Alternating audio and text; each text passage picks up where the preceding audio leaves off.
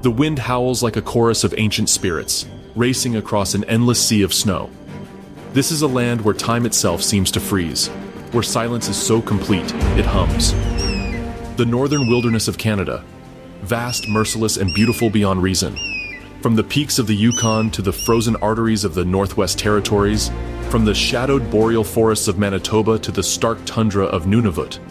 This is nature's last great stronghold, a kingdom of frost, carved by wind and endurance.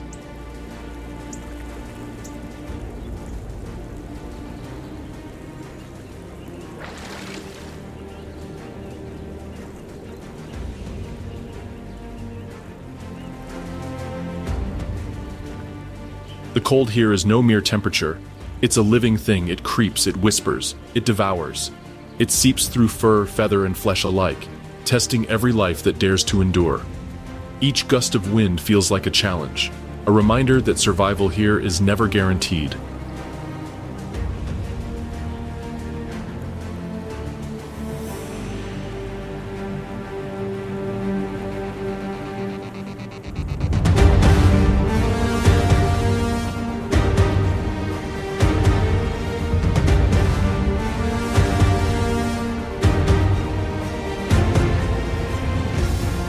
Beneath the snow, the earth groans. Rivers locked under glass, their currents muffled by ice, feet thick. Ancient pines bend beneath the weight of winter's hand. The sun, when it appears, glows pale and distant, a shy witness to a world cloaked in silence and shadow.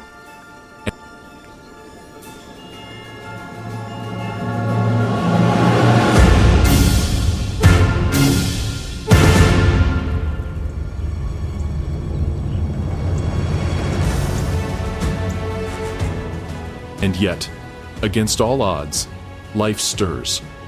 In the distance, faint shapes move across the whiteness, shadows on the tundra, driven by instinct older than memory. Their hooves crack the frozen crust, their breath crystallizing into ghostly clouds. The air trembles with purpose. These are the caribou, the wanderers of the north. For them, the snow is not an obstacle but a path. The wind is not a threat, but a companion.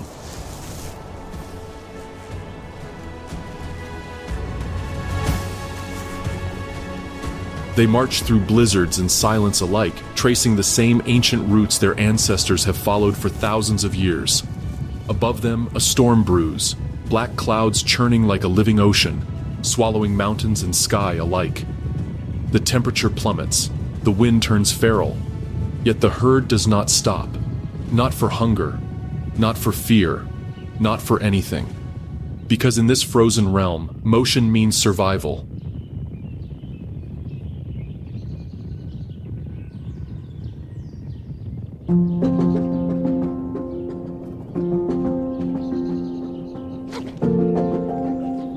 A lone wolf watches from a ridge, fur bristling against the chill. Its eyes follow the herd, patient and calculating.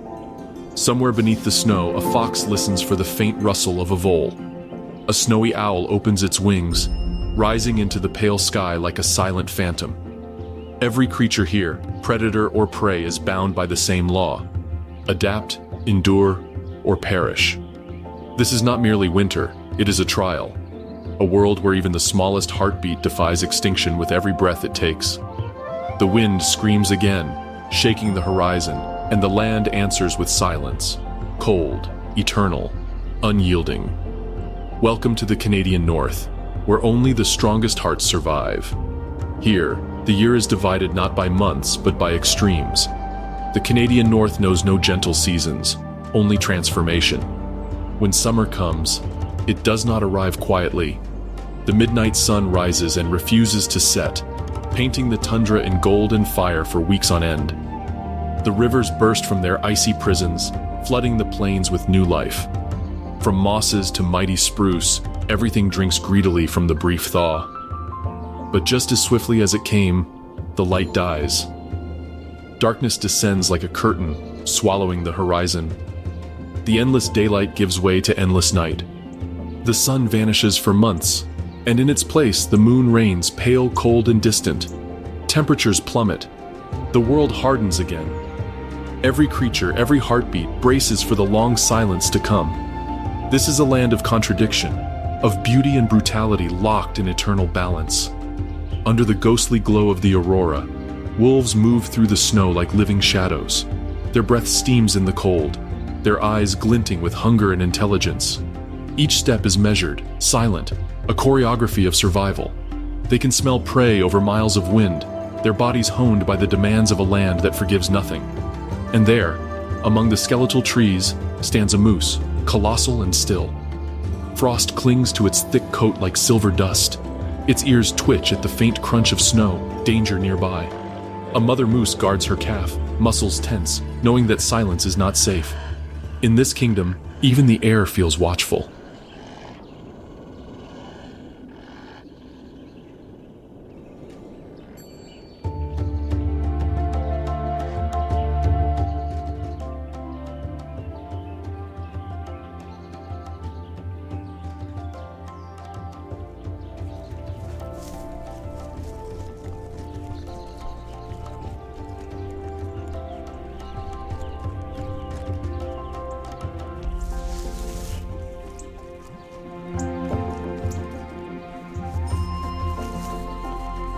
High above, a golden eagle circles, its shadow gliding over the endless white. With eyes sharp enough to catch movement beneath the snow, it waits, patient as the wind, for the moment when hunger below betrays a heartbeat. Every motion, every glance, is part of a web spun from need and instinct. Here, life exists on a knife's edge, every breath, a wager against the cold. The tundra provides, but always at a cost. For predators, winter is an opportunity. Fresh tracks in snow reveal the weak, the lost, the desperate. But for prey, it is peril, a season of vigilance, where even sleep becomes dangerous. Yet somehow, through this silent battle, the balance holds. Each victory and each loss feed the cycle that has ruled this wilderness since time immemorial. And then, a new sound. Faint at first, a soft rhythmic thudding carried by the wind.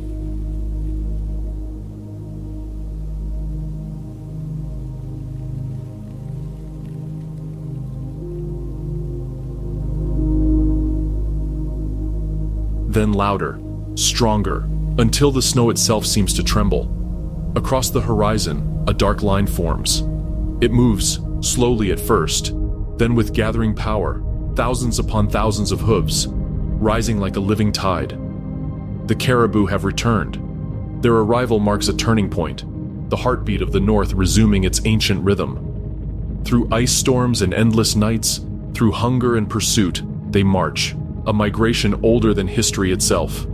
They are the nomads of this frozen world, the lifeblood of an ecosystem built on motion. And as their silhouettes stretch across the tundra, one truth becomes clear. In the kingdom of ice and shadows, survival is not about strength alone. It is about movement, unity, and an unyielding will to endure. From beyond the horizon, they come. Shadows moving in unison, vast, relentless, eternal. The caribou, nomads of the north. Each year, hundreds of thousands undertake one of the most extraordinary migrations on Earth, crossing frozen rivers, mountains, and tundra in a journey that stretches over 3,000 kilometers. They move as if guided by memory itself, retracing ancient routes passed down through generations. From the windswept barrens of the Arctic to the sheltering forests farther south, they march with a singular purpose: survival. The ground trembles under their approach. Snow bursts upwards in white clouds as hooves pound against the frozen earth. The herd stretches for miles, mothers, calves, bulls, an unbroken chain of endurance that glitters under the pale northern sun. Each movement is synchronized, instinctive, a living tide flowing through ice and silence. The cold bites like sharpened glass, but the caribou are built for this. Their fur, thick and hollow, traps air within every strand, a natural armor against the chill. Even in winds that can freeze exposed skin in seconds, warmth clings close to their bodies. Their wide, crescent-shaped hooves act like snowshoes, spreading their weight and keeping them from sinking into the deep drifts. When rivers freeze solid, those same hooves cut through the ice, breaking paths toward water. But even for these veterans of winter, the journey is perilous. Blizzards rise without warning, swallowing the horizon in white chaos. The herd presses forward blindly, calves tucked close to their mothers, guided only by scent and sound. Their breath crystallizes in the air, forming ghostly halos around their heads. The air hums with determination, the will to keep moving, no matter the cost. Across a frozen river, a mother leads her calf. The ice groans under their weight. The calf hesitates, its legs trembling, nostrils flaring against the cold. The mother lowers her head, nudging it forward gently until step by step they cross together. Behind them, others follow, the line unbroken. A few stumble, some fall. But the herd does not stop. The north never waits. Overhead, the sky shifts from gray to a haunting blue. A gust of wind sweeps through the plain, carrying the faint sound of distant howls. The wolves have seen them, the ever-present shadow that follows this migration. But the caribou do not break formation. They know the rhythm of this chase, as old as the tundra itself.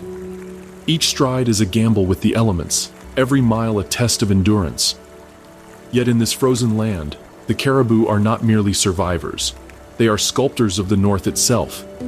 Their hooves churn the snow. Their presence feeds the wolves, the foxes, even the ravens that trail behind. They are the heartbeat of the Arctic wilderness, the pulse that sustains all life here. And so, through the blinding white, they continue, endless, unstoppable, eternal. The Great Migration has begun. Where there are caribou, there are wolves. It has always been this way, predator and prey, bound together by the rhythm of survival, each shaping the other across millennia. In the endless white expanse, the caribou herd stretches across the horizon like a living river, and from the shadowed ridges above, eyes gleam, watching, calculating, waiting.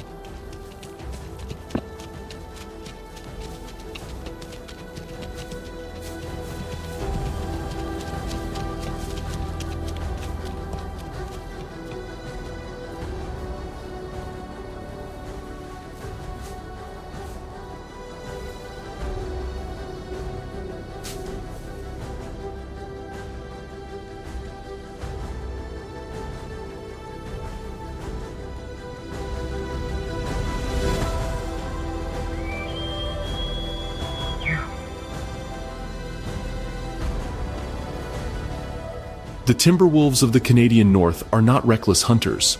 They are strategists, masters of patience, coordination, and endurance. Their bodies are sculpted for the cold, their paws broad and fur-covered, their lungs deep and powerful. Beneath the moon's pale glow, they move as one, a silent, fluid formation ghosting through the snow. The pack communicates without words, a flick of an ear, a tilt of the head, the shift of a tail. Every movement has meaning, every glance, a command. In this world, unity is power. The alpha leads with quiet certainty, pacing ahead, his eyes locked on the herd below. Hunger gnaws at every stomach, but they know that patience means survival. Below, the caribou march on, the sound of 1,000 hooves muffled by snow. Among them, calves stumble to keep pace. Mothers nudge them forward, and bulls guard the flanks. The herd knows. They can smell the wolves, the scent of danger carried by the wind. Then, the chase begins. A sharp bark slices through the air. Instantly, the pack explodes into motion, 6 shadows cutting across the tundra, like streaks of gray lightning. The snow sprays beneath their paws. The wind whips through their fur. Every muscle moves with lethal precision. They are the storm made flesh. The herd surges in panic. Snow erupts as hundreds of bodies turn, crash, and sprint. The thunder of hooves echoes like rolling drums across the plains. In the chaos, one calf breaks away, separated, confused, its small legs sinking deeper into the drifts. The wolves see it. 2 peel off, angling through the snowdrifts to intercept. Another circle wide, predicting the caribou's next move before it happens. Their coordination is breathtaking, each member of the pack reading the other's intent without hesitation. It is not just the hunt for predators. It is the symphony of instinct. But this battle is not cruel. It is a necessity. The wolves are as desperate as their prey, hungry, weary, tested by the same cold that scours the tundra. They too fight to feed their young, to keep their pack alive through the long winter nights. Every kill is hard-earned, and every failure can mean death. The calf stumbles. The lead wolf lunges, jaws snapping, snow exploding around them. And then, silence. The wind sighs. The struggle ends. High above, ravens circle, drawn by the scent of life and loss. The rest of the herd moves on, their breath forming clouds in the cold. One life feeds another. In the Canadian North, there is no malice, only balance.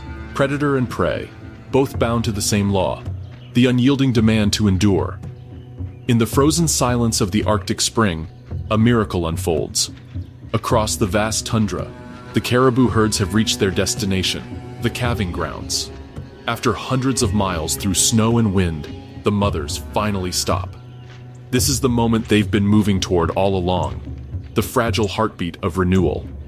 One by one, females separate from the herd, searching for solitude in shallow valleys and ridges protected from the wind. The air is sharp, but the land beneath is thawing, revealing patches of moss and lichen. The mother lowers herself slowly to the ground, her breath short, eyes darting across the horizon. The world holds its breath with her. And then, life. A single trembling calf slides into the snow, fragile, wet, steaming in the icy air. Its first breath is a gasp of defiance against the cold. The mother turns instantly, licking the newborn clean, stimulating its circulation, whispering life into it with every touch of her muzzle. The calf blinks, confused, its legs folding and unfolding like soft sticks. Within minutes it struggles to stand, wobbling, trembling, fighting gravity itself. For these newborns, time is a ruthless teacher. Within an hour, they must walk. Within a day, they must run. Because the tundra shows no mercy to the slow. Overhead, golden eagles patrol the skies. Their sharp eyes scan the open plains for weakness, their wings casting fleeting shadows across the snow. On the ground, Arctic foxes prowl the calving grounds, sleek, silent hunters drawn by the scent of afterbirth and vulnerability. They dart through the hollows, their white fur blending with the landscape until movement gives them away. A calf stumbles, lagging. The fox pauses, calculating. But before it can strike, the mother charges, head low, hooves cutting through snow.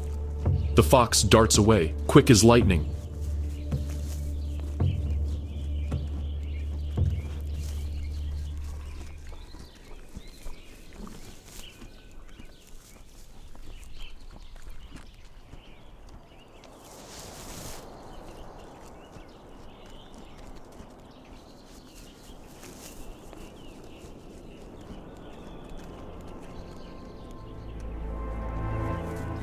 Above, an eagle dives, wings slicing through the air, only to be met by the furious defense of the herd.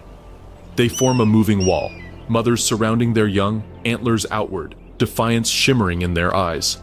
This is nature's paradox, vulnerability and strength intertwined. Despite the losses, the herd endures. For every life taken, 10 more rise, their tiny hooves imprinting new paths into the snow. Within days, the calving grounds transform into a sea of motion. Hundreds of newborn calves trotting beside their mothers, their movements uncertain but eager. The tundra, once silent and stark, now pulses with life. As the wind picks up again, the herd begins to move northward, calves nestled close to their mothers' sides. The journey resumes, not because they wish to, but because they must. The wolves will return. The cold will deepen again. But for now, hope walks beside them, fragile yet unbroken. In the north, life is motion, and motion is survival. At first, it's only a faint shimmer, a green wisp curling over the mountains, then another, and another. The color thickens, swaying like silk in slow motion. The aurora borealis has awakened. Across the Arctic sky, ribbons of light dance in absolute silence, waves of green, violet, and white rippling from horizon to horizon. It's as if the heavens themselves are alive, painting stories no human language can capture. For those who have seen it, it's not just a light show, it's a communion. Below this celestial curtain, the tundra transforms once more.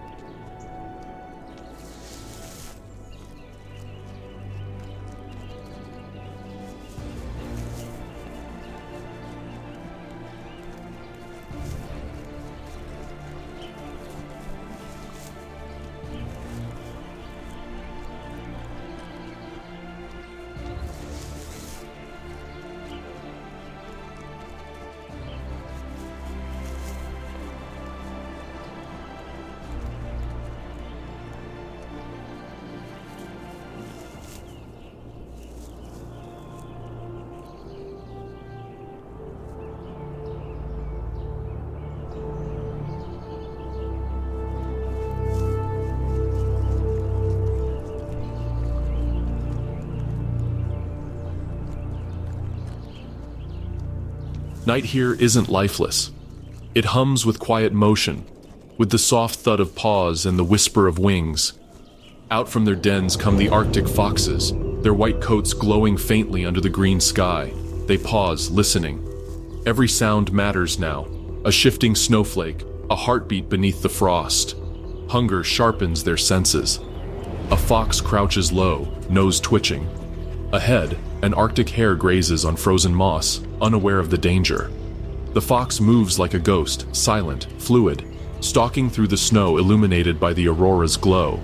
Then, a burst of motion, snow scattering, life and death colliding in the cold night air. And then, stillness. Above, a snowy owl glides effortlessly across the tundra. Its wings make no sound, not even a whisper. With its golden eyes fixed on the ground, it scans for movement, for the faint rustle of a lemming beneath the snow crust. When it dives, it does so with absolute precision, a flash of white against white, a predator wrapped in silence. These are the hunters of the northern night, shaped by a world where daylight hides for months, and survival belongs to those who master the dark. Every creature out here carries a rhythm, a pulse that echoes with the heartbeat of the earth itself. Even in this frozen emptiness, there's a deep connection, an order older than memory. The light above and the life below, they are two sides of the same story. The camera tilts upward again, the aurora now blazing in full glory, the sky folding and unfolding like a living ocean. Shades of emerald spill into violet, fading into a deep celestial blue. It feels holy. Here under the northern lights, the Arctic breathes.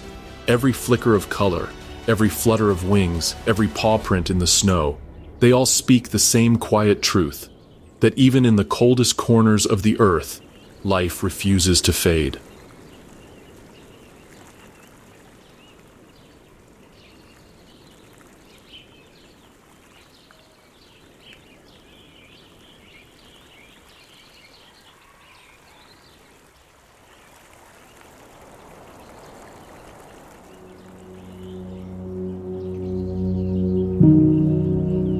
In the Arctic night, the world doesn't sleep. It dreams, in colors only the heavens could paint. In the kingdom of ice, strength alone isn't enough. Here the predators are not just hunters. They are strategists, sculpted by snow, silence, and survival. Out of the mist, they emerge, timber wolves, shadows with purpose. They move as one, coordinated, deliberate, almost military in precision. Their paws press silently into the snow, their breath fogging in the cold air. No single wolf leads every time. Leadership flows, shifting like wind across the tundra. The herds of caribou ahead are already on the move, restless, sensing danger. But the wolves are patient. They know the land. They know the rhythm of migration, the choke points in rivers, the open plains where snow runs deep and hooves sink. That's where they strike. The chase begins not in chaos, but in control. A flash of motion, one wolf testing the herd, another circling wide. They don't waste energy. They read the herd's panic like a map. They are endurance hunters, built not for the sprint, but for the long pursuit, where time itself becomes their weapon. Snow explodes in slow motion. A caribou veers off, weak or young, and the pack knows instantly. The wilderness holds its breath. And when the silence breaks, it's swift, efficient, inevitable. For the wolves, it's not cruelty, it's survival in its purest form. Every kill sustains the pack, the pups waiting in dens, the elders whose wisdom keeps them alive another winter. But not every predator rules in numbers. Some reign alone. Built for stealth, the lynx is the phantom of the North Woods, compact, powerful, wrapped in thick fur that muffles every step. Its oversized paws act like natural snowshoes, allowing it to glide across powder where others would sink. It hunts with silence and patience, a ballet measured in stillness. Ahead, a snowshoe hare pauses, ears twitching. The two are locked in a game older than glaciers, speed versus stealth, heartbeat versus heartbeat. The lynx lowers itself, every muscle coiled, every breath controlled. Then, a single perfect leap. Sometimes it wins, sometimes it doesn't, but each hunt refines it, sharpens it, until instinct becomes art. Unlike the wolves, the lynx doesn't chase across miles. It waits, trusting the forest's silence to cover its intent. Its world is smaller, but its mastery is absolute. In this frozen wilderness, there are no villains, only survivors, each shaped by the same cold hand. In the stillness of the Arctic night, silence is both weapon and shield. And few creatures wield it with such haunting mastery as the snowy owl. Her feathers shimmer faintly under the glow of the northern moon, white upon white, a ghost stitched from frost and air. Only her eyes betray her, deep golden orbs that seem to burn with ancient light, scanning the frozen plain below. She waits, perfectly still. Not a breath, not a tremor. The tundra lies vast and empty, but she knows better. Beneath that crust of snow, life stirs. Tiny heartbeats echo in tunnels, lemmings, darting through labyrinths of ice and soil, unaware of the watchful gaze above. She listens. Every feather on her face funnels sound toward her ears, nature's own satellite dish. She can hear what the human ear cannot. The faintest scratch beneath 10 inches of snow, a whisper of motion too soft for even the wind to notice. Then, with no warning, she moves. Her flight is pure silence, no rustle, no beat. Each feather is edged in microscopic fringes that mute every whisper of air. The owl becomes the embodiment of stealth, slicing through the Arctic night like a breath of death itself. Below, a lemming pauses just once. Too late. In this frozen world, every meal is earned, every kill, a victory against hunger and cold. And yet, even as she feeds, the snowy owl remains regal, a quiet monarch ruling not through fear, but through stillness. When dawn comes, if it ever truly does in these northern winters, she returns to her perch. A mound of snow, a broken stump, the roof of an abandoned fox den. The wind howls around her, tugging at her feathers, but she stands unmoved, part of the landscape itself. Her life is one of extremes, feast or famine, flight or frost. When prey grows scarce, she travels south, following the pulse of survival across thousands of miles. But when the Arctic calls again, when the sun returns and the tundra blooms, she comes back, drawn by instinct older than time. She is the whisper of the north wind, the ghost of the ice fields, the silent ruler of the endless white. In a land where everything screams to survive, only the quietest endure. Beneath the snow, life never sleeps. While the blizzards rage above and the winds claw across the plains, an entire hidden civilization thrives just a few inches underfoot. This is the subnivean zone, the narrow, insulated space between the snow's hard crust and the frozen earth below. Here, in the warm breath of the tundra, small mammals rule. Tiny voles, lemmings, and shrews dart through these corridors like whispers in a dream. Their bodies are small, but their hearts beat furiously, hundreds of times a minute, driving the rhythm of survival beneath the frost. Each tunnel is a highway of purpose. One path leads to a hidden food cache, seeds, roots, and moss collected before the snow fell. Another opens into a tiny nest lined with grass and fur, where a mother shelters her litter against the deep chill above. The temperature down here, a miracle of nature. While the world above freezes to minus 40 degrees Celsius, the air inside the tunnels hovers just below zero, a bubble of warmth sustained by the very snow that blankets it. It's a fragile world, but it works. Until the hunters arrive. The ermine, dressed in its white winter coat, is a ghostly assassin perfectly built for these icy corridors. It slinks through narrow tunnels, body twisting and flowing like liquid frost. Its sense of smell is keen, its reflexes lightning fast. A vole pauses, a breath of hesitation, and that's all the weasel needs. A flash of movement, a muffled squeak, and silence returns to the tunnels. Here, life and death trade places in seconds, but the cycle never breaks. For every hunter, there are 100 survivors. For every loss, another life scurries on. While predators roam the icy surface, wolves, foxes, and owls, these tiny engineers sustain the tundra from below. They aerate the soil, spread seeds, and feed the predators that depend on them. Without the endless labor of these small mammals, the grander beasts of the Arctic would falter. They are the heartbeat beneath the silence, the quiet architects of endurance. Every winter, billions of them live and die unseen, a hidden army keeping the great northern ecosystem alive. They do not roar, they do not hunt in packs. Yet without them, the Arctic itself would stop breathing.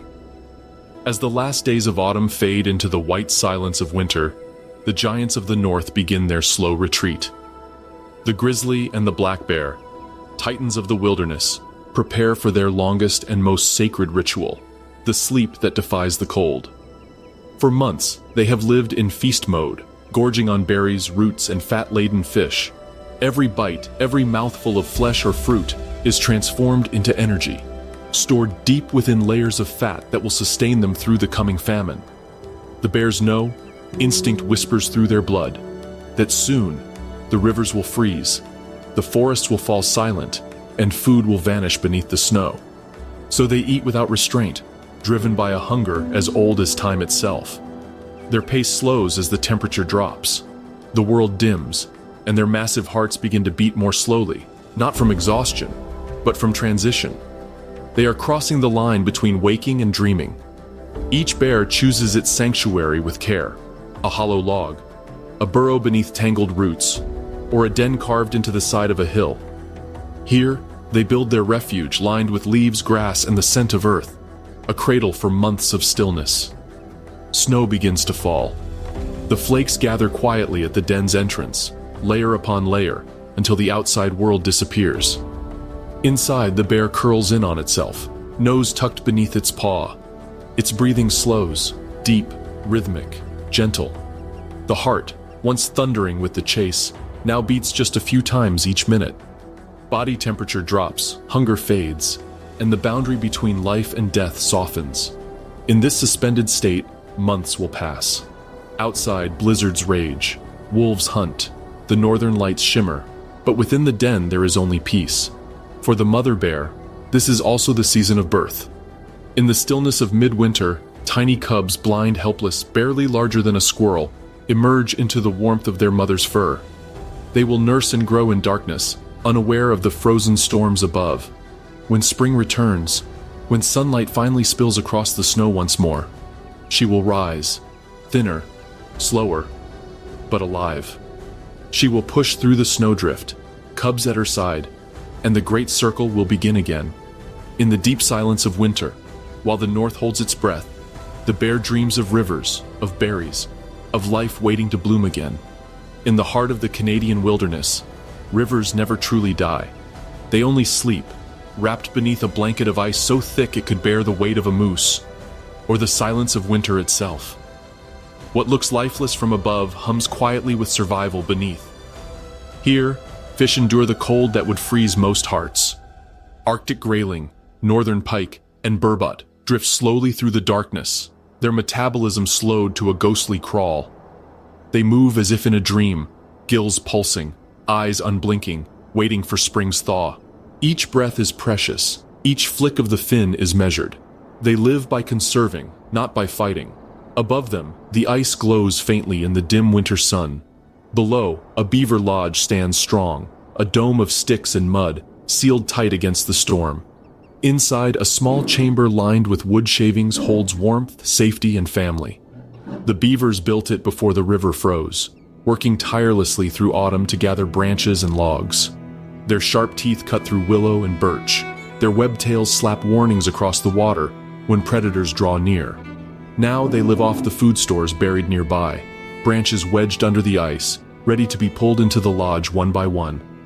Even here, under solid ice, life finds rhythm. Not all creatures see winter as a hardship. For the river otter, it's a playground. They sprint, then glide belly first, skimming across the frozen world with effortless grace. They chase each other, vanish into holes cut through the ice, and reappear downstream in a burst of spray and laughter. To them, this isn't survival, it's joy in motion. Beneath that humble shelter, the muskrat makes its stand. Unlike the beaver, it doesn't build grand dams or fortresses. Its home is smaller, a reed dome rising from the frozen marsh, offering warmth against the wind. Inside, it huddles close to its family, feeding on roots stored from autumn. Every creature here, from the smallest fish to the largest mammal, moves to the same unspoken rhythm: endure, adapt, and wait. Beneath this world of stillness, life whispers, unseen but unstoppable. The ice may seal the surface, but it cannot silence what flows below. Even frozen, the river remembers. Beneath the silence, the heartbeat of the north goes on. As the grip of autumn tightens and the first fingers of frost creep across the lakes, the sky itself begins to move. The Great Migration has begun. From the coasts of British Columbia to the frozen lakes of the Yukon, flocks rise in unison, answering an ancient call older than memory, the call of the north wind. They fly thousands of miles across forests, plains, and oceans, chasing warmth and light. For them, winter is not a battle to endure, but a season to outfly. Their departure marks the beginning of the Great Silence, the moment when the sky, once alive with movement and song, falls still. The air feels heavier. The mornings are quieter. The wind colder. But not all birds leave. Some remain, the stubborn, the clever, the eternal residents of the north.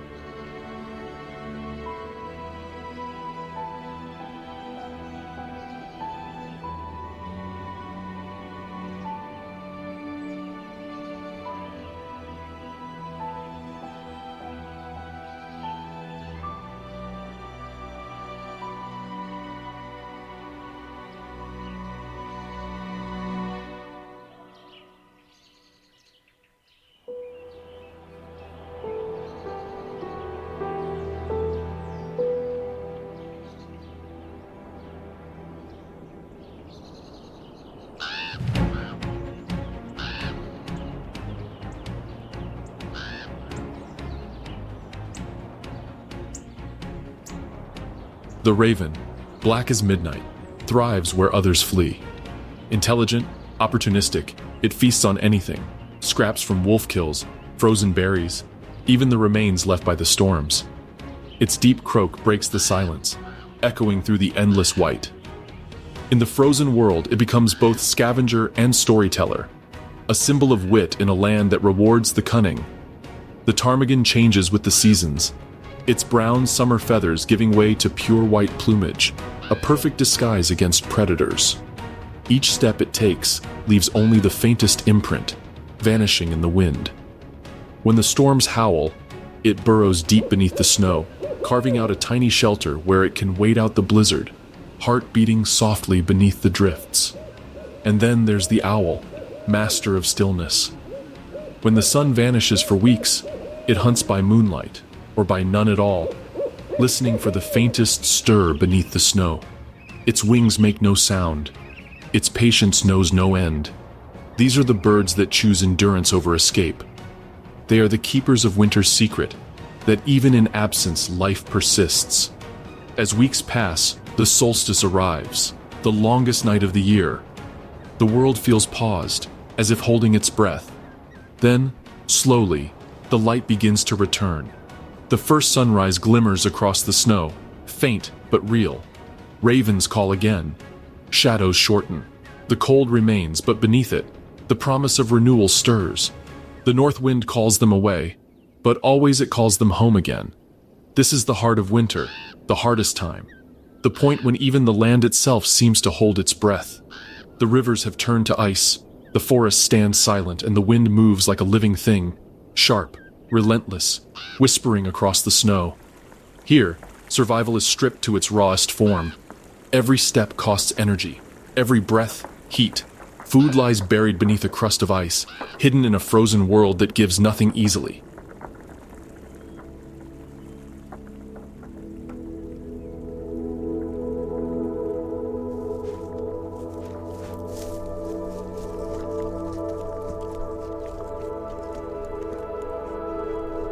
The moose lowers its head and digs through the snow, breaking the frozen crust with its heavy hooves. It searches for lichen and willow bark, anything green, anything that might keep its great body moving. Each mouthful is a small victory, a quiet defiance against the hunger that stalks it daily. Across the tundra, life grows thinner. The wolves roam farther each night, leaner, hungrier. Their ribs show now beneath their coats. They travel as shadows, silent, deliberate, eyes like cold fire in the dark. The pack moves as one, scanning for weakness. An injured moose, a young caribou, anything that stumbles. It's a dangerous balance, hunger versus strength. One mistake, and the cold takes both hunter and hunted. Sometimes the wolves walk away, sometimes they don't. In this frozen theater, death is constant, but it isn't cruel, it's precise. The weak feed the strong, the fallen feed the earth, and from that, the cycle continues.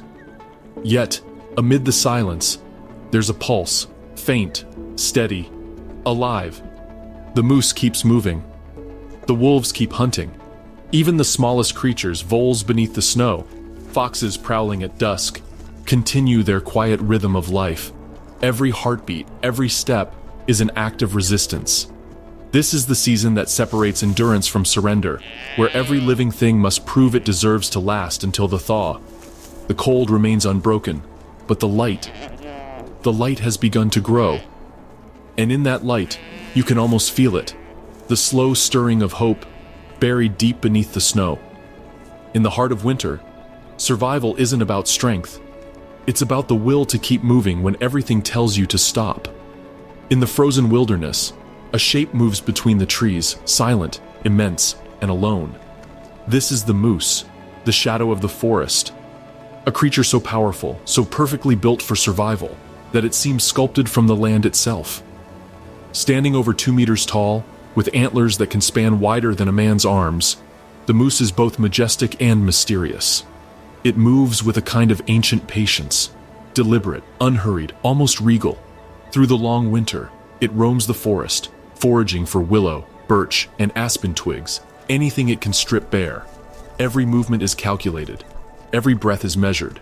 Because here, waste means weakness, and weakness has no place in the wild north. When the snow begins to thaw, the forest changes, and so does the moose. It sheds its calm for something more primal. This is the rutting season, when solitude breaks and the air fills with the sound of battle. Bulls emerge from the trees, their eyes fierce, their necks thickened with muscle, their antlers sharpened for war. They grunt and bellow, calling out challenges that echo through the valleys. And then, they charge. The collision thunders through the forest, antlers crashing, snow exploding beneath their hooves. Each fight is a brutal ballet, strength against strength, will against will. Sometimes it lasts seconds, sometimes long minutes. There's no hatred here, only instinct. These clashes are not about cruelty, but continuation. The victor earns the right to pass on his strength. The defeated returns to the solitude of the trees. When the battles end, life returns to its quiet rhythm.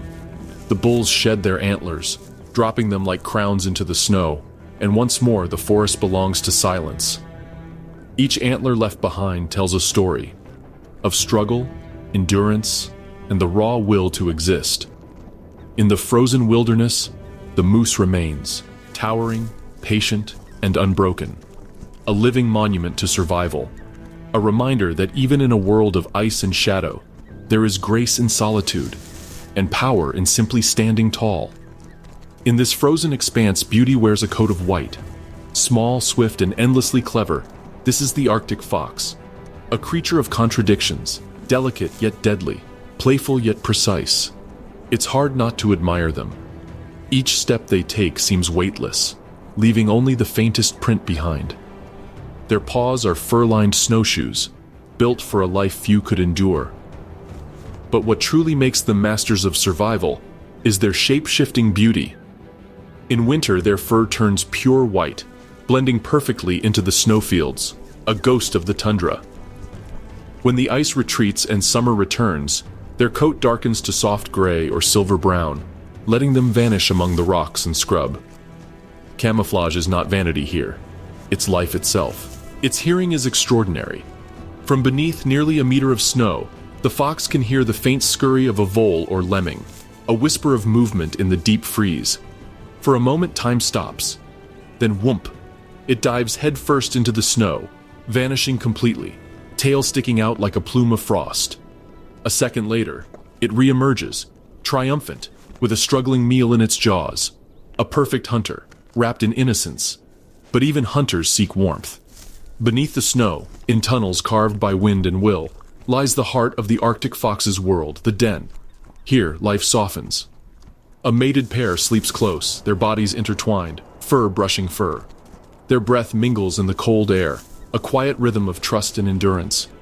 Outside, the wind screams across the tundra, but inside, there is only stillness, only warmth. The circle continues. New life, new hunger, new hope. The Arctic fox is more than a survivor. It is a symbol of resilience wrapped in elegance. A creature that doesn't just endure the North's cruelty, it dances with it. Grace in motion, courage in silence, beauty in survival. Above the frozen expanse, the rulers of the wind awaken. Their kingdom has no walls, no borders, only the sky.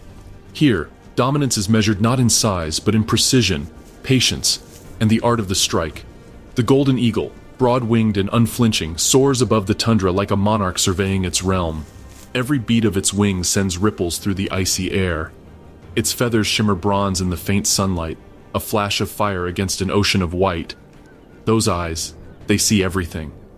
From 1,000 feet above, they can detect the faintest flicker of motion, a hare sprinting, a vole slipping between shadows, even the twitch of a caribou calf's ear. Every movement below is catalogued, analyzed, and judged in a fraction of a heartbeat. Then, stillness. A single breath of silence before the storm. In that instant, the tundra holds its breath. Snow explodes as talons meet fur. The strike is swift, merciful, and final. The king of the sky does not waste motion. Every kill is survival, not conquest. But the golden eagle is not alone in its domain. Far to the north, cutting across the wind like a silver blade, flies its colder cousin, the gerfalcon. If the eagle is the monarch, the gerfalcon is the assassin, fast, elusive, and fearless. Clad in plumage as white as the snow itself, it's a ghost of the Arctic air. When it dives, the world becomes a blur. Wings tucked, body streamlined, every motion engineered for speed and grace.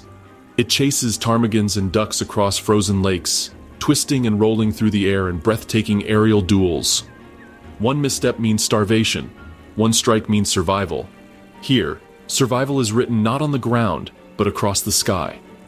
Predators and prey dance in perfect symmetry, two lives bound by the same rule: adapt or die.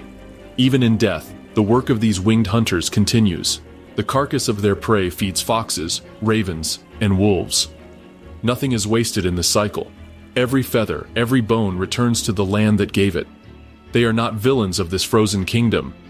They are its keepers of balance, ensuring that life never grows too easy, that the weak give way to the strong, that the rhythm of survival never stops beating. Above the endless white, the watchers of the sky reign eternal, silent, sharp, and untamed. Their wings write the laws of the north. After months of silence, the sun returns. Slowly, cautiously, it climbs higher each day, a little bolder, a little warmer. Its rays stretch across the frozen expanse, touching valleys and ridges that haven't seen light in weeks. And just like that, the north begins to stir. The world exhales. The hard, unyielding ice that once sealed everything begins to weep. From branches heavy with frost, droplets fall, one by one, whispering promises of change. Snow softens beneath the morning light, its perfect surface marked by the first timid prints of movement. Every living thing feels it.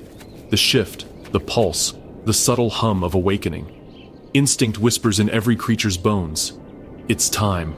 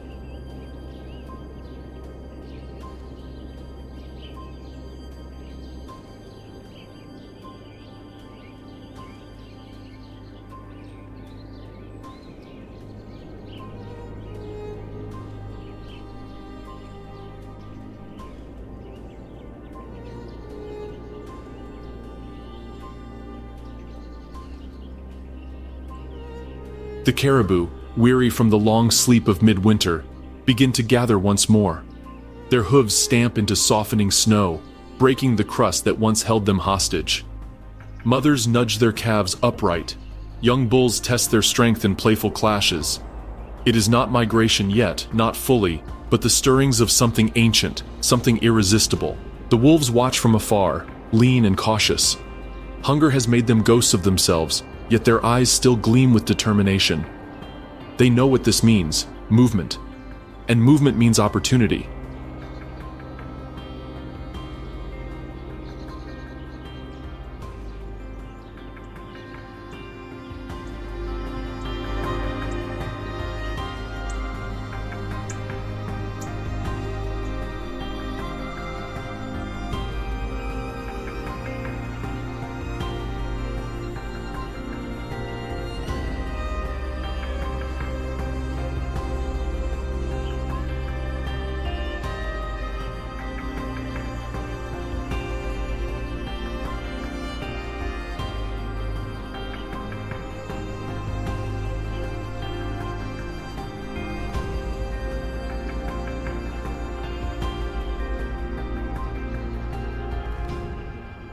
Above, ravens circle, the opportunists of the sky, following both herd and predator, forever faithful to the cycle of life and death below.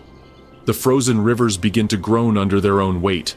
Cracks appear, deep, resonant, echoing like thunder through the still air.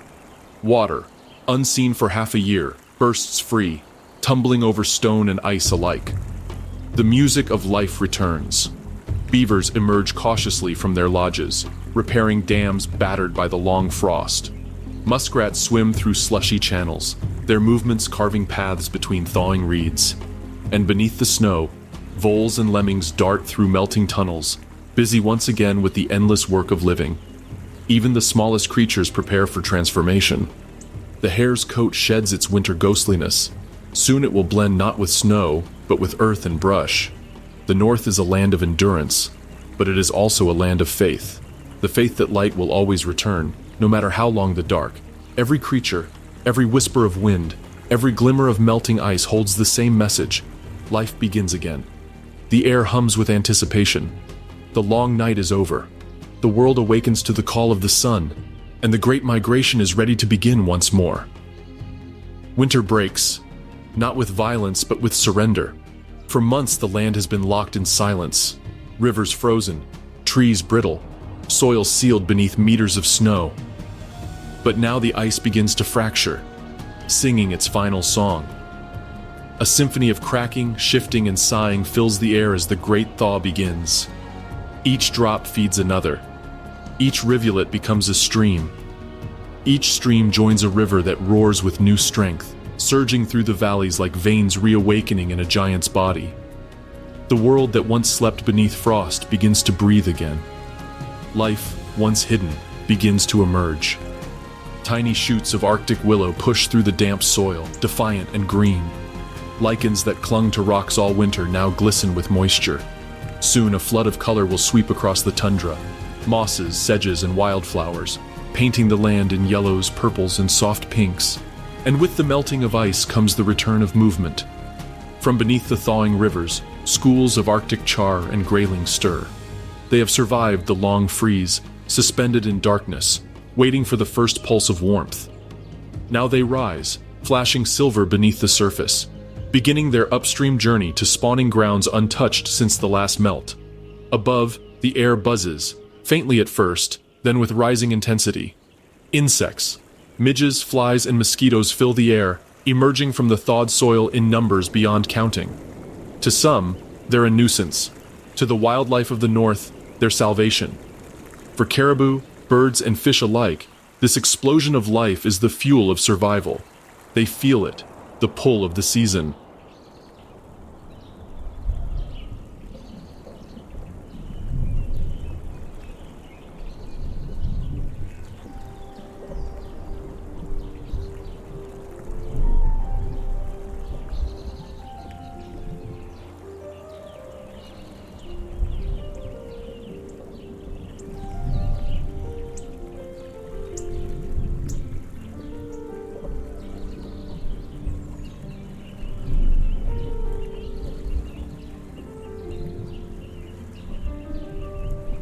The wind carries the scent of distant grasslands, of water and new growth. Their instincts, sharpened by generations of survival, awaken once more. The migration begins. Thousands move in unison, hooves splashing through meltwater, trails winding like rivers themselves across the awakening tundra. The calves, now stronger, keep pace beside their mothers, stepping with newfound confidence.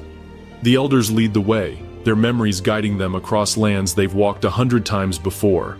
The wolves follow, as they always do. But now, it is not a chase. It is a rhythm, a dance between predator and prey that sustains the North's balance. The tundra hums with energy, every drop of water carrying life forward. Winter's grip has broken, spring has taken the throne, and in its melting heart, the wild begins again, fierce, beautiful, unstoppable. Deep beneath the layers of frozen earth, a heartbeat stirs. For months the bear has slept, body slowed to a whisper, heart ticking like a distant drum. But now warmth seeps through the soil, and instinct calls louder than dreams. From the darkness of her den, a mother bear emerges, blinking, dazed, thin from the long fast.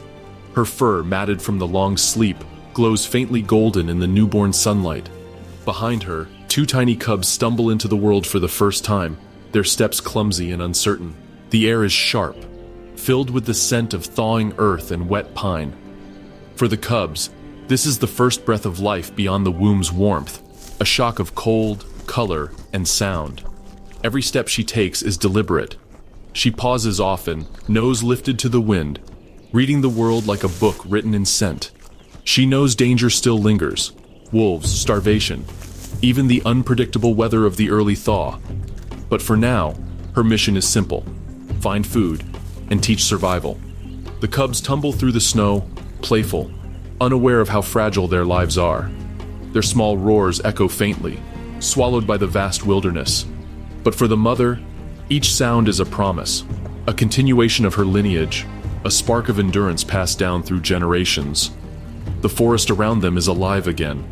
Melting snow drips rhythmically from the pines, each drop like a heartbeat in the silence.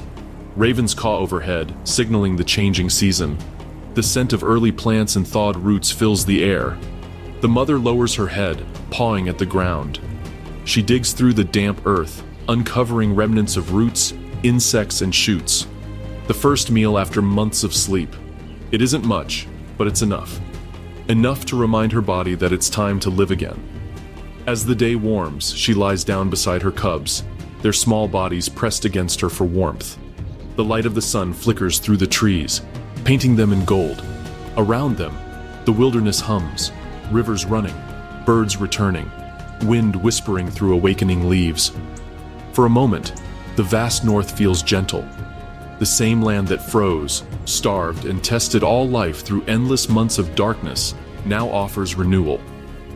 The north never gives its blessings easily, but to those who endure, it grants something rarer than comfort: a second chance. The bears, reborn from hibernation's deep silence, embody that gift.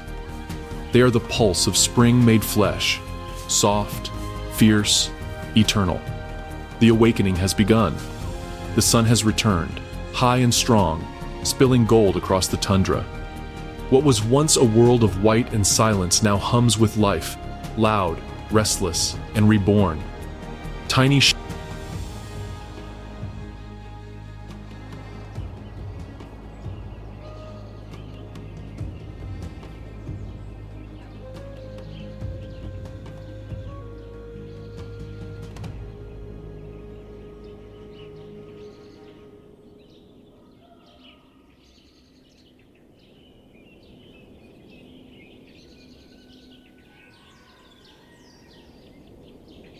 shoots of green push through melting soil. Flowers bloom in a rush as if racing against the clock because they are. The Arctic summer is brief and every living thing knows it. Caribou herds thunder across the plains, mothers leading calves that were born only weeks ago. Their hooves splash through thawed streams that had been frozen solid since autumn. Above them, the sky bursts with motion. Geese, cranes, and swans return from the south, their wings carving ancient flight paths. And with the return of prey come the predators. Wolves run lean and strong again. Foxes dash through meadows in pursuit of lemmings. Eagles soar high, their sharp eyes scanning the new green below. This is nature's rebalance, not peace, not mercy, but an endless exchange. The strong feed, the weak fall. But through that cycle, life sustains itself. The tundra is not a battlefield. It's a rhythm, ancient, inevitable. Every creature, from the humblest shrew to the mightiest bear, plays a note in this wild symphony. Meltwater carves rivers that shimmer under the Arctic sun. Mosquitoes rise in clouds, annoyances to some, nourishment to others.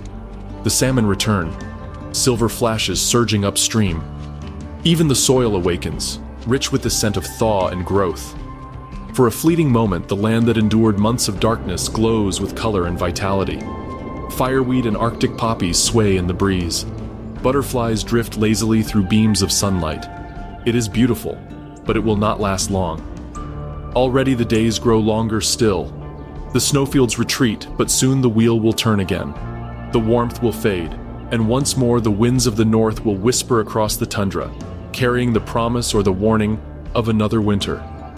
And so it continues, The endless dance of the seasons of birth, struggle, death, and renewal.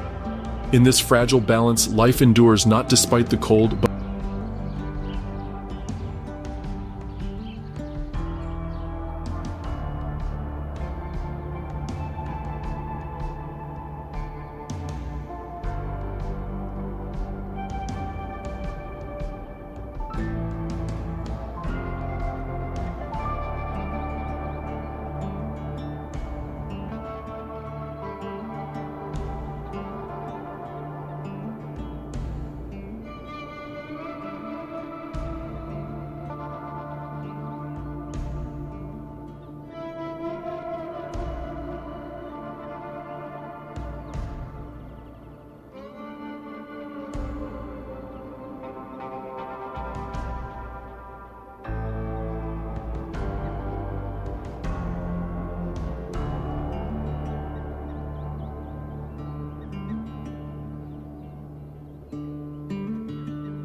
but because of it. This is the North, fierce, fleeting, eternal, and its story will never stop being told. For thousands of years, the tundra, the forests, and the ice ruled themselves. Now another force has entered, quieter than the wolves but far more lasting. Humanity. Small towns flicker on the map like constellations. Yellow light spilling from windows in the middle of nowhere. Research outposts hum with generators.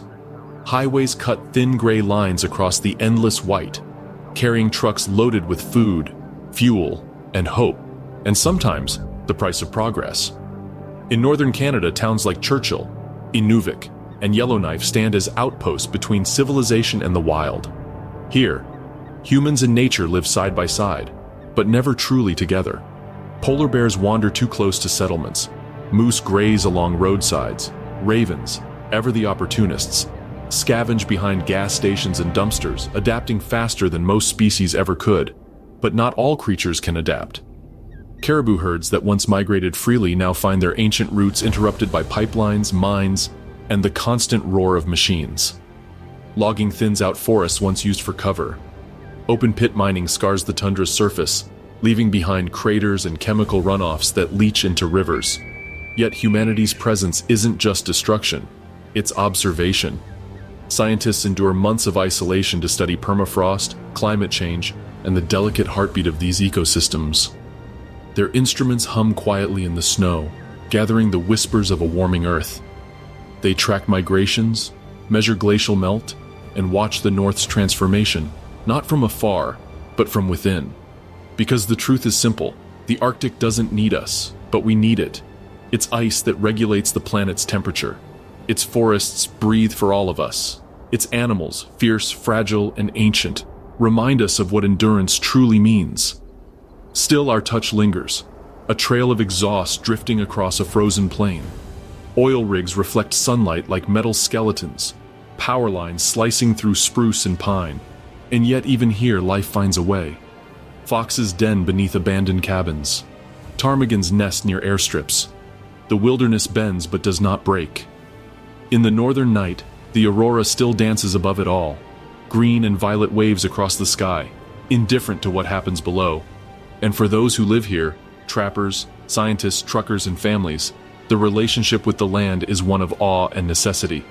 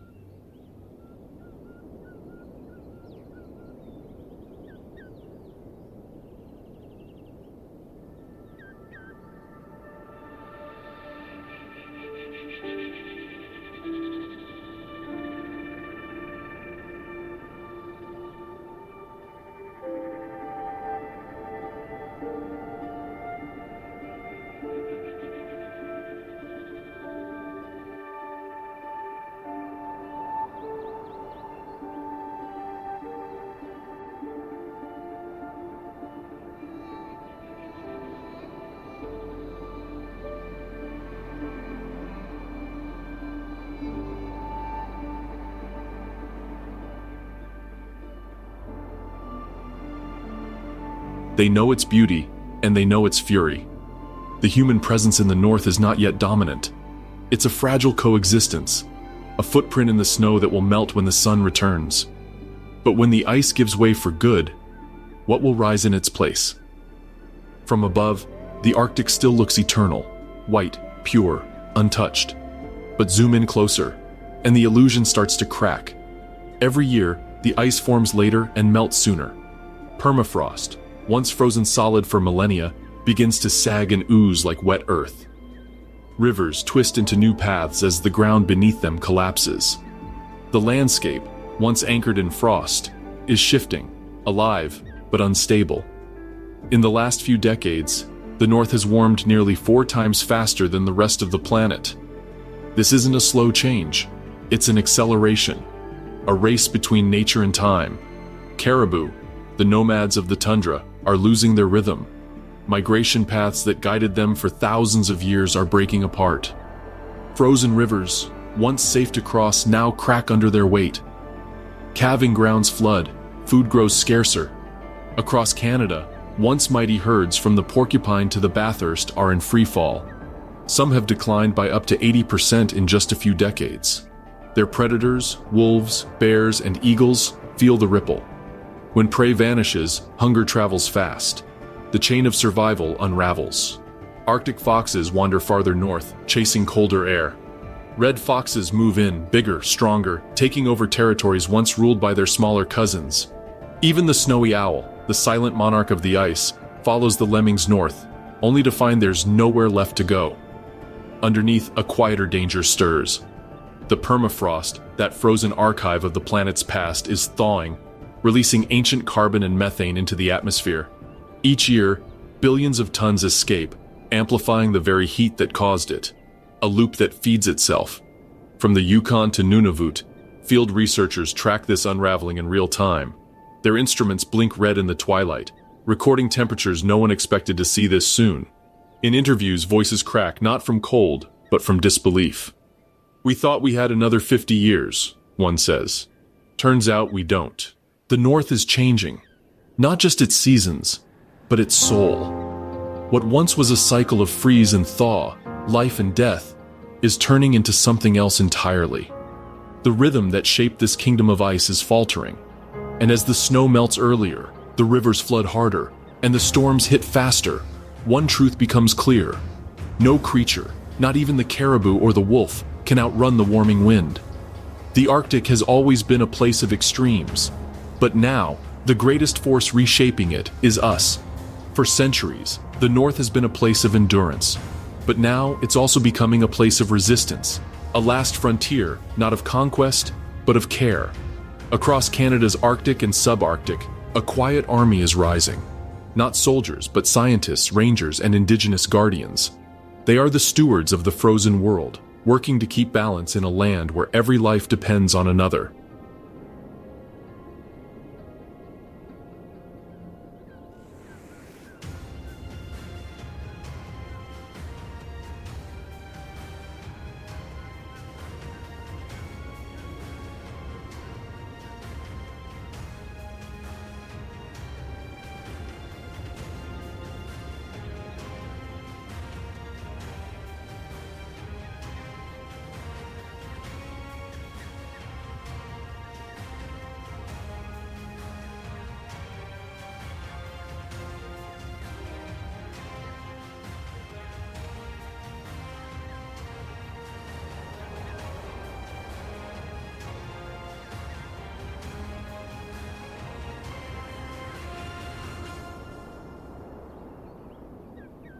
For the indigenous peoples of the North, the Inuit, the Cree, the Dene, the Gwich'in, this land isn't wilderness, it's home.